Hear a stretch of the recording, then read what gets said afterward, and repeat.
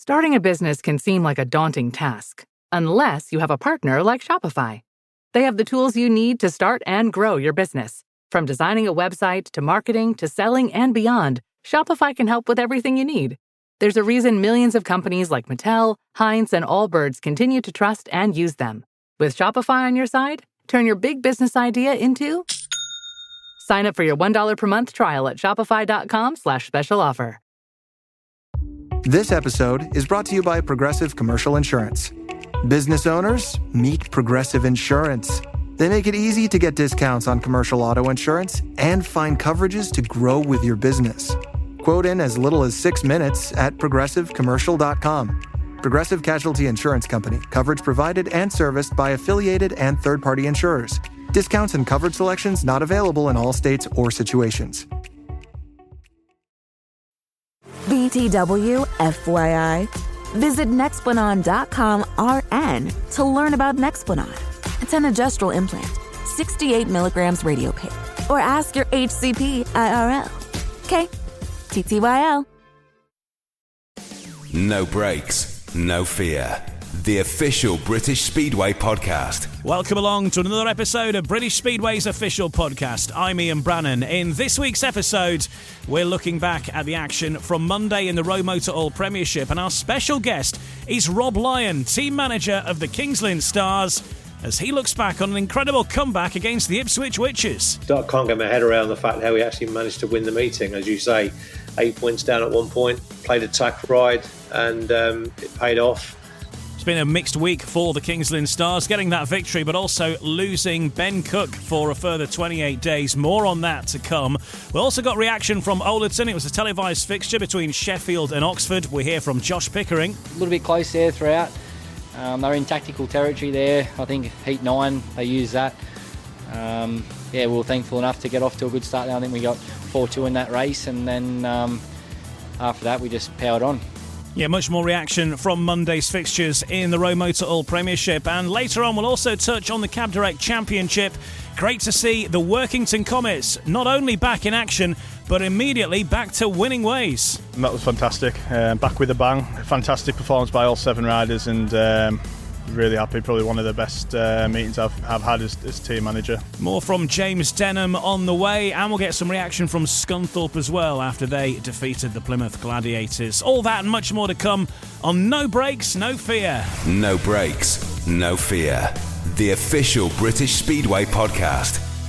Welcome along, and we start at the Adrian Flux Arena, where a depleted Kings Lynn fought back from 8 points down to snatch a stunning 46-44 victory over ROWE Motor Oil Premiership leaders Ipswich.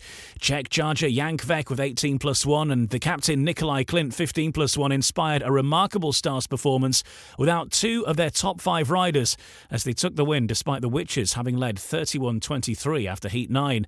Klint and Chris Harris levelled the scores with maximum points in Heat 12 when Emil Sayfutinov suffered mechanical trouble, and Kvek defeated Jason Doyle in both heats 13 and 15 to clinch the result.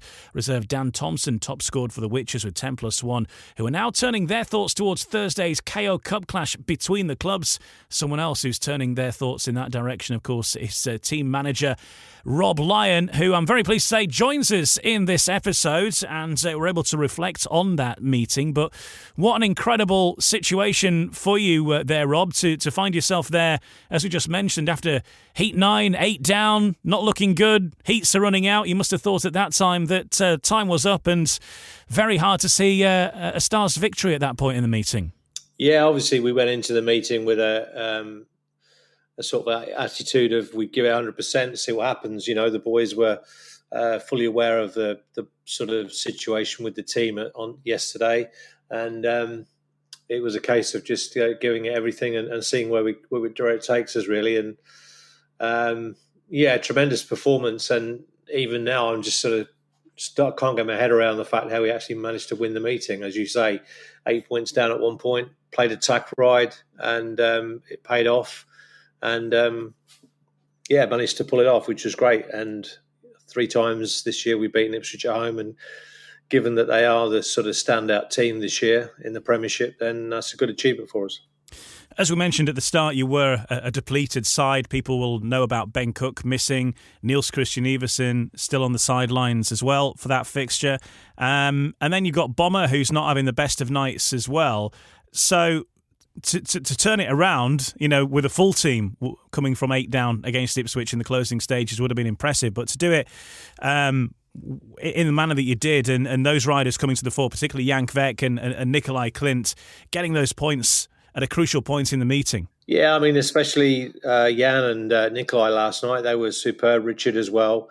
They really were the three that got us over the line. And but Bomber came to the party towards the end of the meeting. He had a bit of a mare up to that point. But yeah, I mean, it was just incredible, really. Good atmosphere, and the boys were just really pleased that we could manage to get the 2 points in the bag. I mean, Jan's been riding really well all season, generally, especially at Kings Lynn. But having that strong reserve does help us. But like I said, we are sort of a solid team, and if we'd had all 7, the 7 that we put out at the start of the year, without a doubt, we would be up there, I'm sure, because I think we've shown that at times when we have had a relatively good 1 to 7 that we can match for anyone, really. So a bit of a shame that we're a bit depleted, but that's Speedway and that's the way it goes, and you can't avoid injury sometimes. Different competition, but you get to do it all over again, this time at Foxhall on Thursday in the Cup, of course. You go into that with a slight lead, but you must go into that now with added confidence, and the team go into that with added confidence of being able to get one over the Witches. Yeah, sure. I mean, the boys are up for it, and we've got something to fight for, which is great. And it's not like we're going into the meeting behind already. We're already 6 up, so it's sort of in our hands to try and get the tie done and dusted and get into the final. Hopefully Niels will be back, but if not, we'll run our hour again for him. We've got Lewis Kerr guesting at number 4, and he's had some good meetings at Ipswich recently, so no reason why we can't do the job and get through to the final. Rob Lyon, team manager of the Kings Lynn Stars, and Rob is going to stay with us and join us in the next part of the podcast to talk a little bit more about what's been going on at the Kings Lynn Stars, particularly that situation with Ben Cook in the next part. Some more info on that coming up shortly. But first of all, let's round up what else happened on Monday in the ROWE Motor Oil Premiership. And the televised fixture was at Olderton, and Sheffield's rising star reserve, Leon Flint, enjoyed a sensational performance with his first paid maximum at Premiership level, with the Tigers thumping the Oxford Spires 60-30. Flint, on his way back after that shoulder injury, his first Premiership meeting, raced a 13+2 from 5 rides as the home side stormed away in that second half of the meeting. The Spires had opened up with a 5-1 from Matt Sayanovsky and Rowan Tungate, and they trailed by just 4 points after Heat 7. But Sheffield ended the meeting with 6 5-1s in the space of 8 races to hit the 60-point mark. Skipper Josh Pickering collected 12+2 from 5 rides, and Chris Holder recovered from a last place first time out to reel off 4 wins from a 12-point total. Janowski top scored for the Spires with 9. Some reaction right now. We'll hear from Leon Flint shortly. First of all, Captain Josh Pickering with Ryan Guest. A little bit close there throughout. They're in tactical territory there. I think Heat 9, they use that. We were thankful enough to get off to a good start there. I think we got 4-2 in that race, and then after that we just powered on. I was going to say, the way the boys rallied together, obviously losing Anders after 2 rides as well, everyone else just collectively dug deep and really rallied to victory in the end. Yeah, for sure, mate. And considering Leon coming back from the injuries he's had, we're both riding with bunged up shoulders, but we're still soldiering on. So it's good to see Chris again doing what he does. He's still a world-class rider and still getting around doing his part. And the way that Jack popped out with him in Heat 13 and took care of that, their stronger pairing type thing. So full credit to everyone. I feel like the track tonight was very good. Earlier on it had a little bit more dirt. It wasn't such a race to the fence like it has been previous weeks. So I feel like everyone felt very happy today, and I know that Louis and Sedgy would be happier with their scores tonight also. I was going to say, I know there are stronger opponents. Oxford, I've been finding things tough in the ROWE Motor Oil Premiership this year, but nevertheless, from the Tigers' perspective, to come up with a performance like that after, you say, grinding it out for several weeks with not a full 1-7, how much confidence can the boys now take from this? Oh, for sure, mate. But when you look at Oxford, like, you got Magic Janoski, Rowan Tungate, Peter Kilderman. You know, you got names that people are very well aware of. You know, Charles Wright jumping out there as well. Like, I feel like their team they are so much better than what they've been putting out, you know. But in saying that, shows how good we are. So it's our first night in, I think, a month roughly that we've had our full 1-7 together again. And I know we lost Anders early on, but having that strength at reserve, mate, that is a big one. I think we've probably got 20 odd points at reserve tonight, and that's what's going to win us the playoffs. It makes a big difference, as you've said. Next week, Leicester away, Leicester at home. Obviously, a lot was said about those performances, despite what was going on with the team at that point when you met the Lions last month. So hopefully now, from the Tigers' perspective, time to set the record straight. Yeah, there's no saying it, mate. They were a way better team. We were pathetic, both home and away. Below average from all of us in some areas there, but the thing is, like, I can't sit here and tell you exactly what we all scored from this, because in our game we've got to look forward and go to the next thing, and I've forgotten about that. We've had a great night tonight. We'll be happy tonight, but then we've also got to focus on the following matches coming up. So I feel like we're in a very good situation, steady, you know, leading from the front, having him there in our corner. He's the man. So we're all happy here, and we're in a very good position where, as I said, we've been in and out, injuries, this, that, whatever. We get our full 1-7 back, and I think that puts us back to the top of the league where we belong. Certainly a commanding performance from the Sheffield Tigers, and getting big points at reserve as well. Rising star Leon Flint getting his first ever paid maximum in the ROWE Motor Oil Premiership. He was awarded the Cabin Master Rider of the Night on TNT Sports on Monday night, and Scott Nicholls handed him the trophy. Your first Premiership maximum must feel pretty good. Talk to me. Yeah, it's good. I put a lot of work into it all, and you know, it's nice to see the benefits of it all. I know everyone, Abby asked you earlier, it's always like, what's different, what's changed, but as a rider you kind of know sometimes you can't always put your finger on it, but it's kind of, I guess it's just a feeling, and it all just kind of just flows. Definitely. I don't think, you know, there's been a lot difference. You know, I am working a lot harder, there is that. But I think I'd say the biggest thing, I'm so lucky now. I've got a great team behind us, great sponsors, and you know, I'm at a place now where I can finally do what I know I can. You said earlier when you spoke to Abby about kind of making some starts, you made some fantastic gates tonight. How advantageous is that, especially around somewhere like this? Oh, it's massive. You can see later on there, if you get stuck behind it, it is very one-lining. Can you just explain to the viewers at home what you mean by that and why it is just one line?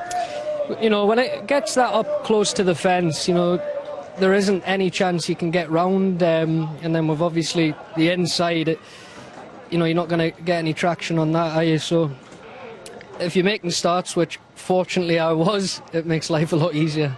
There's Leon Flint chatting to Scott Nicholls. Incidentally, Scott Nicholls was sitting on a little secret there, because he has since been announced as a rider for the Plymouth Gladiators. Scott Nicholls back in British Speedway after that crash at the end of last season for Oxford, and he's going to be heading back on track with Plymouth.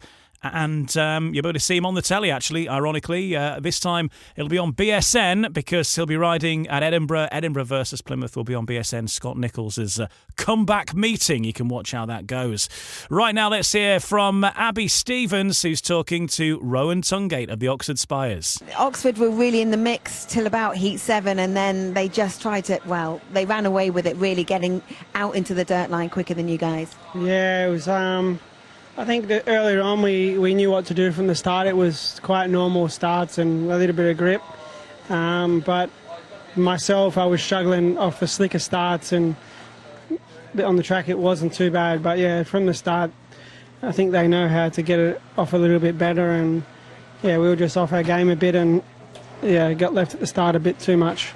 Magic was really honest earlier on when he was saying that, you know, like you, that it was going well, and then the track slightly different. He wanted to make some changes, he didn't, and it caught him out. Was similar, do you think, amongst the team? Yeah, definitely. It's and all in the start, when there was grip there, we made starts and we were right, but as soon as it slickens off, it's a little bit harder to find that. So that's just our fault, and we need to do something better next time. So there's Rowan Tungate. We can also hear from Chris Holder. Had a bit of a wake-up call in his opening ride, but the following 4 were impeccable. He went unbeaten for the rest of the meeting, finishing on 12 points. But here is Chris Holder talking to Scott Nichols about that wake-up call in Heat 4. Nah, the first one just nearly made it off 4. It was close, and then wobbled around and was like, wake up, what am I doing? But made amends for it and felt good after that, and yeah, it was a good night. Abby spoke to Rowan Tungate and Magic earlier, and they were sort of saying about making the changes to the bike and setups, and as a neutral, you can see the confidence is not there to attack the track. As a home rider, can you see it in the opposition when you can see now it's turned?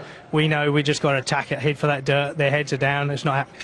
Yeah, being a home rider, sometimes I'm not confident in going for it, but yeah, for sure, as an away rider, you're searching for like the bike to help you, obviously, and yeah, you got to ride a pretty wide line, as you know, and it's fast, isn't it? So it's quick and things come at you fast. But yeah, I don't envy him for sure. I'm a home rider, I ride here all the time, and it still scares me. So it worked out good for us, but we felt strong at the end. It was a good finish, Heat 15 with Josh. Doesn't give you much breathing room, does he? No, I know. I'm like, what are you doing? Like, I could see behind, and we were gone, and I'm thinking, what are you pushing me for? But they're in another county. I know, and I said to Jack in, I think, Heat 13, I looked, and he was right there, and I even waved to him, like, give me a break, like, I want to get off this line. I want to get back on that smooth inside. But, no, it worked out good, and we come home strong, which was important, because they sort of got us a bit nervous there in the beginning. There's Chris Holder of the Sheffield Tigers next to the National Speedway Stadium, where the Belleview Aces fought off a strong Leicester challenge for a 50-40 win, although it was the Lions who came away with the aggregate points in the ROWE Motor Oil Premiership. The dominant run of Aces skipper Brady Kurtz came to an end as well. He suffered his first defeat in 20 league races in Manchester, and it was at the hands of visiting skipper Max Frick in heat number 1. Frick went on to put on a brilliant display on his old home track to keep his side in touch, scoring a massive 19 points from 7 rides, although he was overtaken by a spectacular last bend move by Kurtz in heat number 15. The other rider to take points off Frick was Zach Cook, who continued his recent upturn for the Aces with 11+2, and he was unbeaten prior to the last race, whilst Kurtz scored 13. Let's get some reaction now from the Bellevue boss, Mark Lemon. Had to dig deep for this one, didn't you? Absolutely. I think the Lions are travelling well at the moment, and to be sort of be aware of. I think it was a good team managing by Jen Crossland, really, that probably was the key for the Lions, and missing the special one, Stuart Dixon. But no, on a serious note, our boys really dug deep. Obviously, always challenging, around this place. Best of times, it's hard to get it dialed in, but they stuck in there, gritted away, and a solid performance throughout the team. So to get it across the line and to win by 10 points, I'm happy with that. Much has been said about Bellevue's talismanic top 2, but it was the rest of the team that dug deep tonight, the second strings and the reserves, and that must please you going towards the business end of the season. Yeah, absolutely. Obviously, that's the key. We need everyone firing. We have been sort of pretty reliant on Dan and Brady at the top end, and tonight was proof that the boys can do it. I jokingly said to Tate Ziski, welcome to the team, but in honesty, it's nice to see him racing again and a smile on his face. Absolutely fantastic, and some fantastic racing out there. Brilliant advert for British Speedway. A big crowd that would have gone home pretty happy. Yeah, I hope so. I mean, they normally don't go home pretty too disappointed, whether the score lines or whatever it is. But the track throws up great racing time and time, week in, week out. So which makes it challenging for an ace, because you can't defend, you've got to attack. But attack they did tonight, and they got across the line, which is great. 2 points in the back. So there's Mark Lemon, the team manager of the Bellevue Aces. Let's have a look at the ROWE Motor Oil Premiership after that recent batch of fixtures. And the Ipswich Witches still lead the way at the top of the table. They've ridden 16 meetings. They're on 28 points at the moment in total. Second place are the Sheffield Tigers. They have 2 meetings in hand on the Ipswich Witches. They've ridden 14 and they're on 26 points. Of course, they've got meetings in hand there and points in hand, potentially. But they've got to win those, I suppose, to cash them in. Third place, the Bellevue Aces, ridden 16. They're on 26 points as well. So very tight indeed between the top 3. And then in fourth place, you've got the Leicester Lions. They've ridden 15 meetings, but they themselves are on 22 points. And then a little bit of a gap between the Leicester Lions and the Lynn Stars. Lynn on 14 points now, having ridden 16 meetings. Below them, the Oxford Spires. They've ridden 16 on 8 points. And the Birmingham Brummies have ridden 15 meetings and they're on 6 points. So that's how things are looking in the ROWE Motor Oil Premiership. And then looking at the fixtures coming up on Thursday in the Premiership, we've got Oxford taking on the Bellevue Aces, and Bellevue ahead on the aggregate on that one quite convincingly. It's 32-58 in favour of the Aces ahead of that one at Oxford Stadium on Thursday night. We've also got action, as we touched on before, Premiership KO Cup semi-final second leg. Who will be meeting Leicester at the end of the month? Ipswich versus Lynn, and Lynn start that one 6 points up, but they are racing at Foxhall. And then looking to next Monday, we've got action between the Birmingham Brummies and the Oxford Spires. Lynn Stars taking on the Bellevue Aces, and the TV fixture live on TNT Sport on Monday night will be that clash between the Leicester Lions and the Sheffield Tigers. So that's how things are looking over the next week or so. We'll continue chatting about the ROWE Motor Oil Premiership, and in particular all things Lynn, because team boss Rob Lyon is with us, and he'll be back next on No Breaks, No Fear.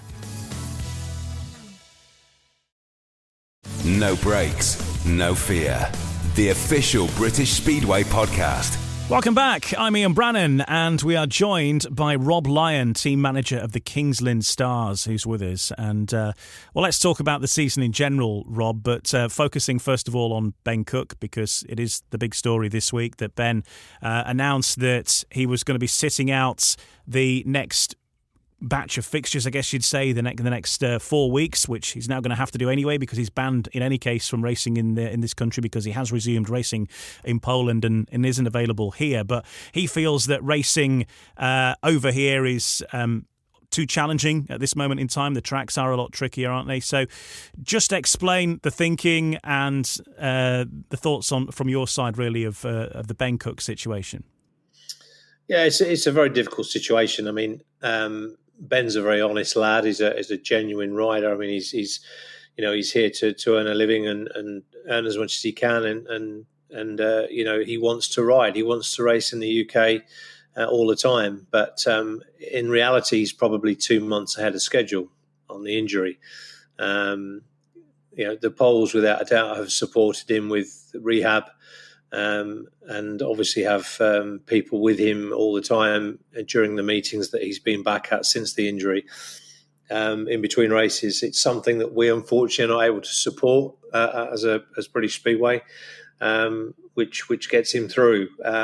Obviously, Polish tracks, as many people that are involved in the sport, certainly on this side of the fence, are fully aware that the Polish tracks generally are slicker, wider, bigger, and the bike is easier to ride, and that's certainly the case for Ben. And British tracks, they are more difficult to ride, and we saw that at Birmingham that he struggled, and his wrist just swelled up like you wouldn't believe after the second ride. He had to pull out. He doesn't feel that he's ready and confident to tackle those tracks in England at the moment. It is a difficult one to get your head around. I can understand people being the way they are and their reaction, but in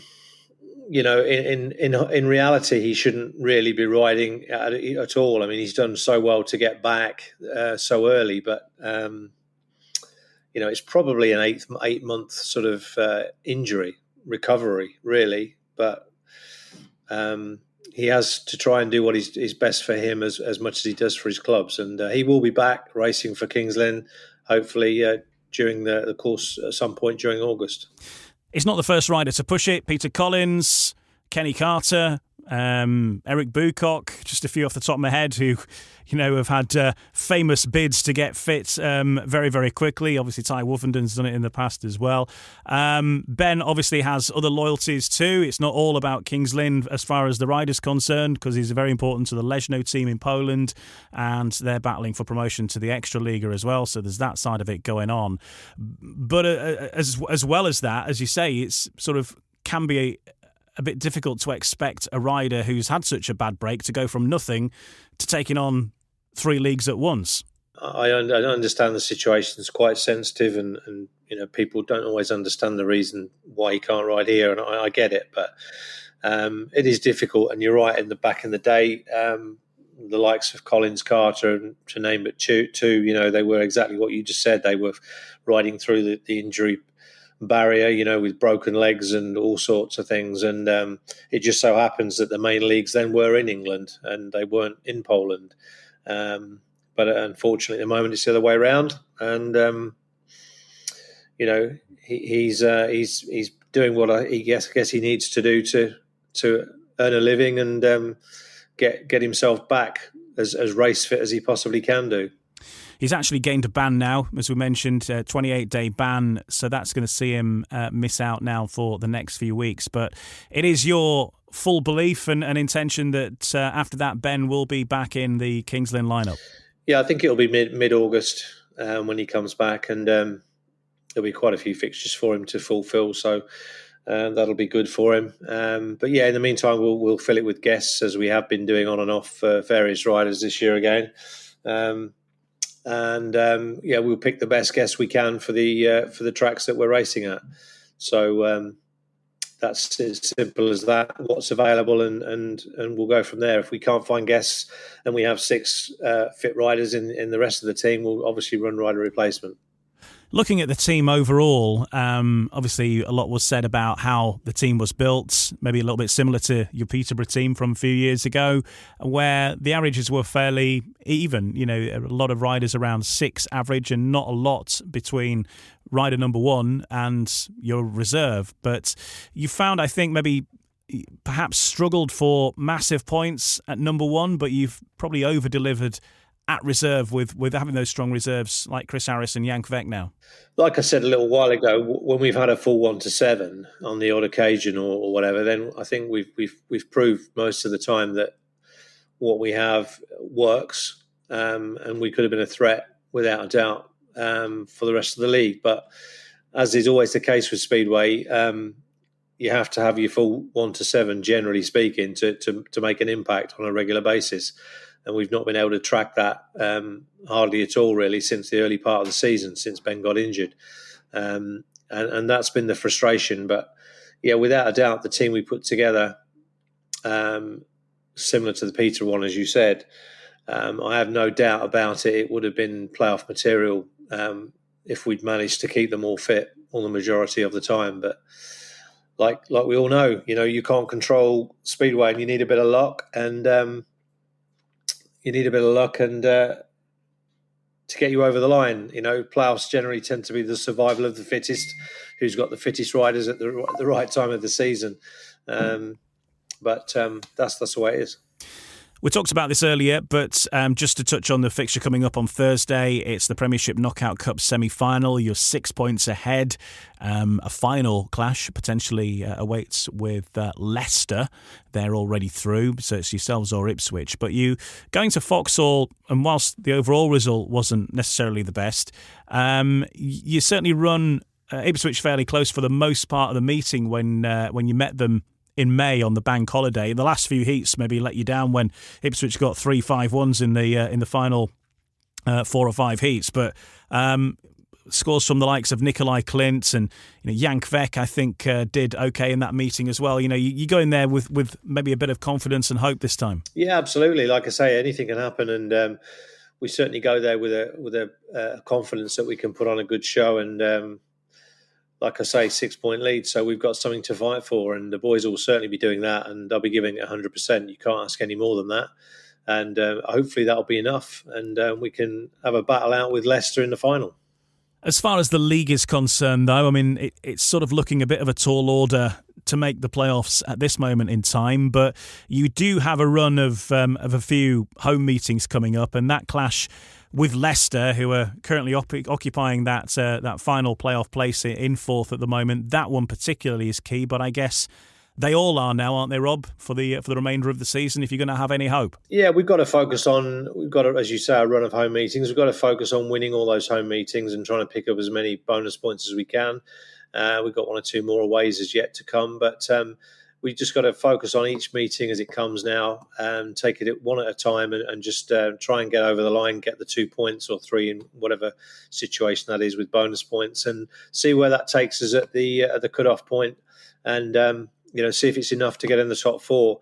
I think in being realistic about it, with Leicester going so well, it's unlikely, but who knows? We may just be able to nick in there, but it's not necessarily down to us if Leicester continue to pick up points. But if they slip up and we have a good run and have a great end to the season, then who knows? Is it difficult to keep the riders motivated, where they look at the league table and they think, well, we could do it, but realistically, we're not going to. How do you keep the focus on the prize and the pressure up? Because it has happened before. You will know very well with Peterborough. It can go right down to that last fixture.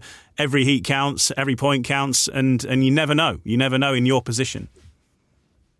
Yeah, absolutely. You just got to fight for every point, and until it's realistically unachievable, you have to keep fighting. And the boys are there to earn money at the end of the day, so they want to get as many meetings as possible. So, there's a motivation on both the club's point of view, commercially, and obviously from the riders' point of view, commercially, I guess. So they all, both sides, for the same reasons, want more success, more meetings, and. So you keep fighting until it's mathematically impossible, and we'll continue to do that and see where it takes us. Is there a long-term plan with Kings Lynn with regards Rising Star as well? Because obviously Ashton Bowden was the Rising Star. He's now announced that he's stepping away from Speedway, at least for the time being, which is a bit of a shame. But obviously then you've got the decision of how you handle that. You've used a few different riders so far. So what's the ongoing situation with Rising Star? We have to make a decision by, I think it's the 2nd of August, which is the transfer deadline day. So we've got to make a permanent signing at that point. The two lads that have been filling in for us and sharing that role, Luke Harrison and Jody Scott, have done great jobs, and they've learned such a lot, and they've come on, I think, and progressed quite well in the short period of time they've been with us. So we have to make a decision on that role. There is no pressure on either of those lads, and it was made very clear to both of them, and still is, that it's a situation where they're sharing the role at the moment, and it's a temporary thing, and we'll review it when we have to review it. Within the next 2 or 3 weeks, we might have to make a signing elsewhere as a permanent signing for the rest of the season if neither of those two are able to commit to the rest of the season. But we'll discuss it with them and make a call on it at some point in the next couple of weeks. And with that transfer deadline, then does that also then change your thinking for the rest of the team potentially as well? Obviously, with monitoring Ben's ongoing injury, I suppose, too, being one example. Yeah, I mean, as all team managers will tell you in the Premiership, looking to change your team or improve your team is nigh on impossible, because there's just no riders out there of any, what we would call, with all due respect, the right quality, or even any riders available to fill positions. So it's unlikely that we'll be in a position to change our team now, and we will just run with what we have, and hopefully when Ben comes back and he's fitter, and we can have our full 1 to 7 back and finish with a flourish. And like I say, it may or may not be enough to get in the playoffs. We'll see. When you look at the Premiership overall, the top 4 largely have been the top 4 for much of the campaign now. Has it gone, obviously, yourselves would be disappointed to not be in that mix, because it did look like that Kings Lynn, and I know that I did a podcast with Kelvin Tatum at the start of the season, he had you down as being the real dark horses, and it certainly started off that way, didn't it? Yeah, like I said, I think we would have been in the mix even more than we are, I think we'd have been up there fine with Leicester, maybe even for third. Who knows? If we'd had no issues with injury, without a doubt. I think we've proved to ourselves, if no one else, that the team is strong enough and solid enough to get us over the line in lots of matches with a full 1-7. But it's the way it goes. We seem to have that problem year on year, but every track will look at their own issues and say the same thing. But yeah, it's what it is, and we have to deal with it. It's a shame because I think Kings Lynn fans have been starved of success for so long, certainly in the top league, and we thought this year this team was capable of doing some damage. And we never say never, and we keep going. But it would have been nice to have a pretty much a full team all the way through, just to really prove that what we picked and what we decided to go for was the right decision. And it is hard getting riders in, isn't it? Even as guests, you speak to any team manager. I know I've spoken to particularly Peter Schrock, who's had to line quite a few up over the course of this season.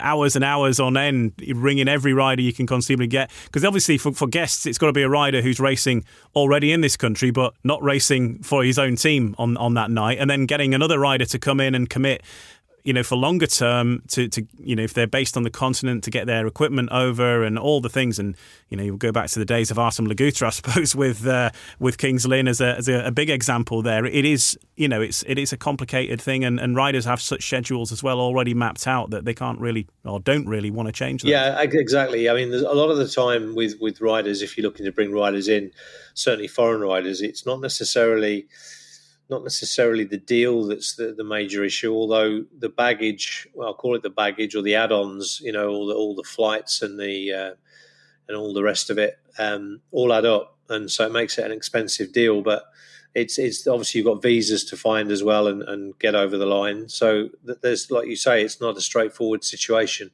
and yeah, it's been a problem in the last 2 or 3 years. And trying to find guests, as you said, and every team manager suffers with this. Like on Sunday, I was on the phone on and off for about 8 hours trying to find riders, and it's just impossible sometimes, and frustrating. But when you've only got one team not riding in the Premiership, then you're looking at Championship riders, and because it's so late in the day. A lot of them are either not in the country or they're committed to work or whatever it is. It's impossible for them to commit to the fixture. So, yeah, it's a problem. And rider shortage is an issue probably worldwide, but certainly in the UK, it is an issue that we need to address for every club. And on the subject, so we're going back to the Rising Star and whatever, talking about Jody Scott and Luke Harrison, sticking faith as well with riders who have been riding for the national trophy side that you've got as well, because that's the whole point of it, isn't it? If you're not giving these riders that are racing in your junior ranks the opportunity to progress through, I guess what is the point for those as well? Well, exactly, and we felt that was an opportunity we wanted to try because both Jody and Luke had sort of started the season brightly, and Jody managed to get himself a spot at Redcar. Luke was already at Scunthorpe and doing quite well, and we're running National League this year, and we just felt it was the right thing. As you say, it's a sort of not necessarily the next level up, because the next level up is Championship from National League. But as those two are a little bit more established than just National League riders, it was an opportunity for them to have some rides and get some more experience. Yeah, well, certainly, Jody Scott has been fantastic, but Luke Harrison's, I think he's had a sensational season for Scunthorpe, hasn't he? So, it's just reward for him, and probably gets a bit of loyalty back out of the rider as well, if they feel that they're, getting something in return from the club. Yeah, sometimes. I mean, obviously, the National League is slightly different this year in that they're racing for another National League team in a different competition, which, dilutes the principle of what you're talking about. But yes, in general, from our point of view, from a club point of view, they ride for Kings Lynn in a National League team, and it makes sense to try and use them where possible. Well, thanks for chatting to us, Rob. All the best. Imagine the season where you go through and have no injuries and stuff like that. It may happen one day. You never know. You never know your luck. Fingers crossed. But all the best for your next fixture, which will be this Thursday in the second leg of the semi-final for the Premiership Knockout Cup. Coming up next, we'll turn our attention to the Cab Direct Championship here on No Brakes, No Fear. No Brakes, No Fear. The official British Speedway podcast. Right now, we're going to turn our attention largely to the Cab Direct Championship and some good news, actually. We were talking about this last week, but it did turn out well in the end. The Workington Comets have resumed racing, and they got back in action on Saturday, the 12th of July, after their recent administrative issues. They've also got some pleasure to announce a new strategic partnership with Allied Mobility, the principal partner of the GB Speedway team as well. And certainly they got off to the best possible start. A very tough fixture as well to get themselves back in action against the Poole Pirates. But what a result and what a fixture it turned out to be, because it was a sensational 51-39 win over the leaders Poole on Saturday. The Comets stunning the Pirates by slamming in 3 successive 5-1s in the opening 3 heats. And then it was a 4-2, and before they knew it, they controlled the match thereafter. The closest the visitors came to a comeback was when they reduced the gap to 8 points with 4 races remaining. But Tate Zischke and former Pirates rider Vinnie Ford immediately responded with another 5-1 in the next heat. And really from there, the game was over. Let's hear from the Workington Comets team manager then, Jame Denham. I caught up with him after that stunning win against Poole. So as comebacks go, James, that doesn't get much better, does it? No, that was fantastic. Back with a bang.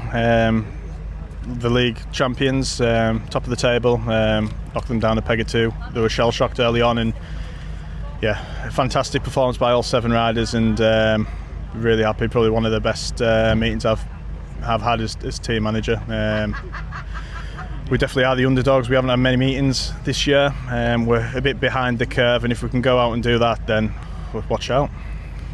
You said beforehand that you were looking to hit Poole hard, and you can't hit them much harder than 3 5-1s back to back and a 4-2 as well. So it was a very strong start, and that really put the pressure straight on Poole there from those opening 4 heats. Definitely couldn't have been any better. They are a really quality side. Maybe had an off night tonight, but I do think we were the better team tonight. We battled them out the gates early on, and later on we were passing them as well. So everyone dug deep, and really top quality performance, and there's no excuses now going forward. And some really good performances, considering some of the riders hadn't been on the bike as well. Antti Vulas being one high point, who really got stuck in and had some great rides. But Tate Zischke, I think, having his best performance of the season here as well against the Pirates as well. So a real confidence builder for the whole team after all the setbacks that you've had the last couple of weeks. Yeah, I couldn't be more pleased for Tate Zischke, what he's been through over the last 12 months. Went to Edinburgh last night, only been there once, had a massive result there helping Redcar. He's had a tough start to the year. Confidence hasn't been great, but it just shows you the kid's got talent. He could ride anything. And he's had a lot of help off Jacob Hook last week, trying to get things going, and Jacob lent him an engine. An old engine that seemed to work, and he's used it tonight, and he looked back to his normal self, and he looked quick. And Antti, as always round here, he's fantastic to watch. He's got speed, he generates speed from anywhere, and he's they both love it around here. They're both really happy, and it's really good that we brought them to British Speedway and they're still with us and knocking the league champions down. And a change to the start time, evening racing back in Workington for the first time in a long time now, and that's going to be the plan going forward as well. The crowd seemed to turn out in decent number. They were certainly making some noise, and they've been treated to a great performance here tonight. So is this now something hopefully you're looking to build on from the off-track point of view with the on-track success? Yeah, it's all about sustaining. We need to sustain this and keep going.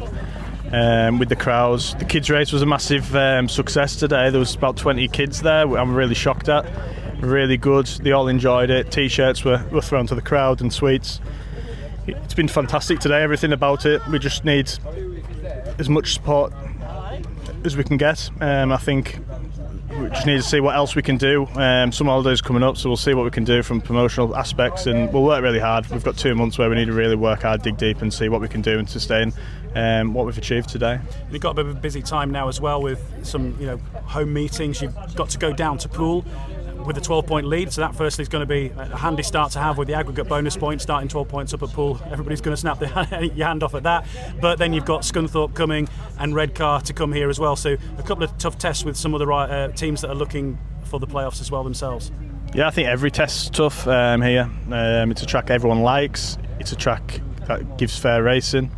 And at the end of the day, we need to be on our game all the time, and these guys aren't. They can't have any off days. They're riding these bikes at 70 mile an hour with no brakes. They need to be switched on all the time. So we'll look at the positives. I don't think there was many negatives today, but everyone dug deep, and I think anyone coming here will. I think they won't just think they can come here and pick things up now. I think we need to make this place a fortress, and that's what we need to do. And credit to Steve and Andrew today, the track was superb and in these conditions, and yeah, we'll go from here and keep building. Well, Workington's next visitors will be the Scunthorpe Scorpions. They were in action on Friday and moved up to third in the Cab Direct Championship after a 50-40 win over Plymouth in a meeting featuring plenty of exciting racing. The Scorpions took some time to shake off a battling effort from the Gladiators, but the home side did enough for the win and also the aggregate bonus point as well after their recent victory down in Devon. Steve Worrell recovered from a last place in his first ride to win his next 4 and finish on 12 points, whilst reserved Zane Kennedy scored 9+1 as the rest of the Scunthorpe team also scored solidly. Joe Thompson 11+1, Nikolai Clint with 11 both provided good resistance from the visitors, along with recent signing Daniel Kleemer, who impressed with 7+1 in what would ultimately be his final meeting for the Plymouth Gladiators, having broken his ankle in a fixture in Europe over the course of the weekend. That opens the door for the Gladiators to bring in Scott Nichols. They've made another change as well since, which is Mitchell Clough moves out of the side. Aaron Butcher comes into the Gladiators lineup. Let's hear now from the team manager of the Scunthorpe Scorpions. I caught up with David Howe after that victory over the Gladiators. So a meeting, probably was it a bit closer than you thought it might be tonight with Plymouth? They gave it a good battle. Yeah, I mean, middle of the meeting they seemed to pull a few points back, and it was getting a little bit tighter. But also if you look at it, we probably, I think he'll admit it himself, Simon probably threw a paid win away, worked his way to the back. Jake with that engine failure. So probably we should have probably hit 55-ish. I'm just happy to get a comfortable home win, to be honest. It's been one of them seasons, but finally got a bonus. It's a 3-point meeting tonight, so it makes our league position look a little bit healthier. Yeah, it puts you in third place at the conclusion of this, because Edinburgh didn't get the bonus point at their place against Redcar tonight. So in third place now into what's going to be a busy month now. Yeah, and like I say, it feels like we should have a lot worse league position than we had, because I think we're going off like the BSN and the Knockout Cup, and we've had a superheat here in the league. We were only at before tonight. We only actually had 6 meetings, and 2 of them we'd won anyway. So if we can get on a little bit of a roll, iron out a few little problems. Hopefully, I think we definitely need to pick up another away win. But we're looking a little bit more comfortable now. It's in our hands. And you had some good points at reserve as well. Luke Harrison's had some good races, but also Zane Kennedy's been doing well as well. So the points have been coming throughout the team. Yeah, Luke's solid round here, and Zane's had 2 meetings at reserve now, and he's been going very well. So long may that continue. So that's the Scunthorpe Scorpions. The Plymouth Gladiators, of course, will next be in action up at Armadale, taking on the Edinburgh Monarchs. And Edinburgh were 47-43 winners over Redcar in the Cab Direct Championship, with both sides taking some reward from the meeting. The Monarchs seemed set to take all 3 points available when they raced into a 12-point lead after the initial races, having lost 50-40 in the reverse fixture.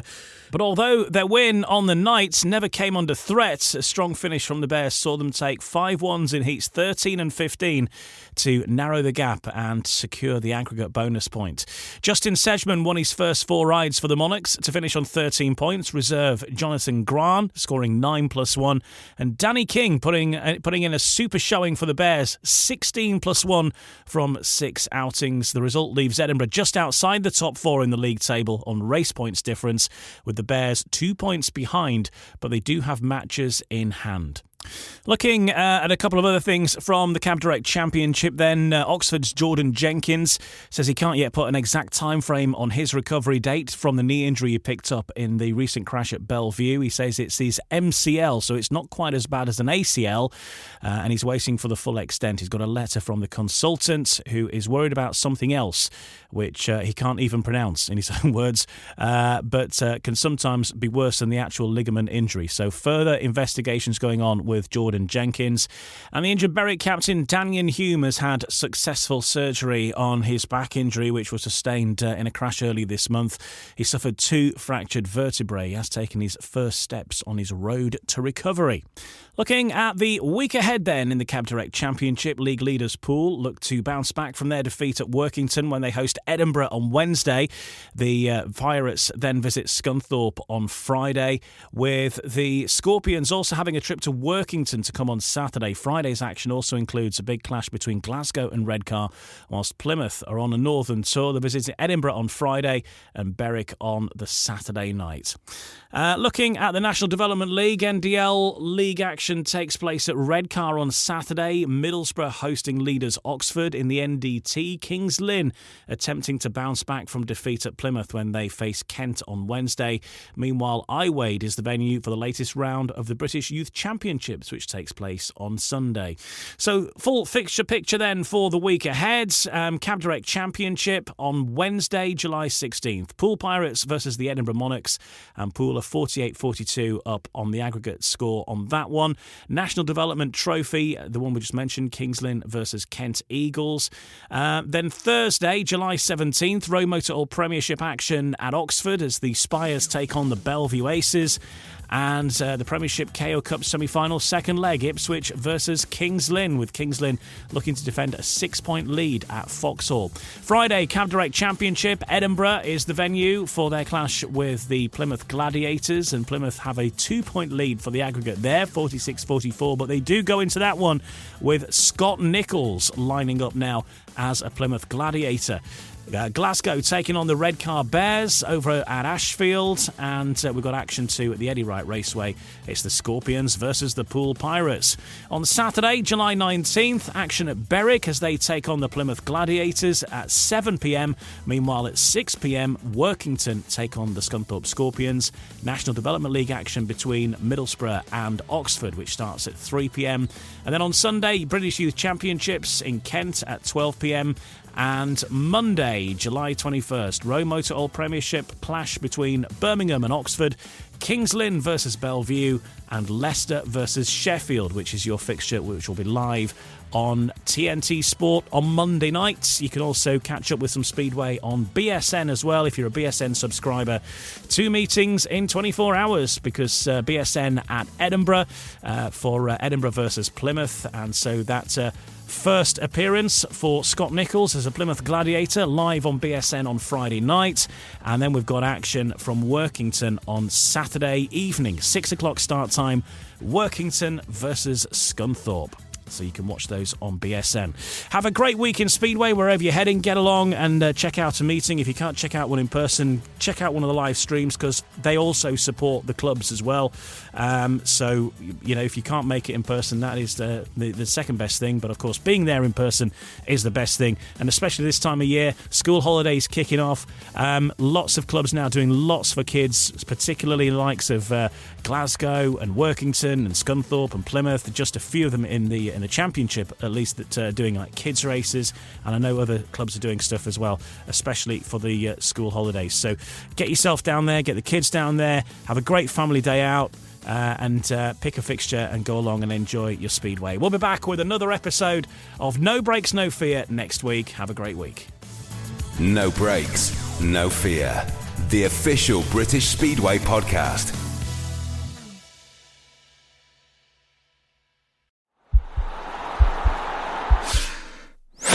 This podcast is part of the Sports Social Podcast Network.